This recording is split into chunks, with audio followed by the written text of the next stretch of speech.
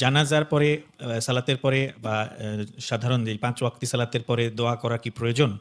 5 ওয়াক্ত সালাতের পরে না জানাজা? দুইটাই প্রশ্ন আছে। 5 ওয়াক্ত সালাতের পরে কি দোয়া করার প্রয়োজন? সালাতের দুয়ার জায়গা হচ্ছে সালামের আগে। কথাটি অনেকেই জানেন না, আর অনেকে এই বিষয়টি ভ্রুক্ষেপ করেন না। দুয়ার ক্ষেত্র হচ্ছে সালামের পূর্বে, আর জিকিরের ক্ষেত্র হচ্ছে সালামের পরে।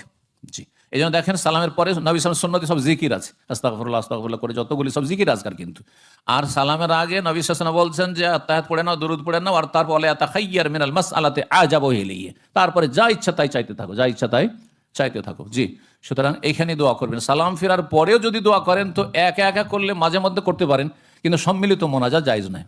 সম্মিলিত একসাথে ইমাম শুধু দোয়া করবেন, বাকিরা আমিন আমিন বলবেন, ফরজ নামাজের পরে নবী সাল্লাল্লাহু জীবনে একবারও করেননি, কোনো একটি সহিহ হাদিস না, একবারও করেননি, আপনি কেন করবেন? জি, সুতরাং এই সুন্নাত না, এটি বিদআত। জি, জানাজার পরে দোয়া করবেন একা একা, সেখানে সম্মিলিত কোনো মোনাজাত নেই। জানাজার ভিতরেও দোয়া, আর জানাজার পরেও যদি দোয়া করেন তাহলে আল্লাহুম্মা গফির লাহু, আল্লাহুম্মা আরহামহু, আল্লাহুম্মা সাব্বিতহু বিল কাউলিস সাবিত ইত্যাদি দোয়া করতে পারেন, বা নিজের ভাষায় দোয়া করেন, কিন্তু একা একা দোয়া করবেন, সম্মিলিত মোনাজাত জানাজার পরে নেই। জাযাকাল্লাহু খাইর শেখনা।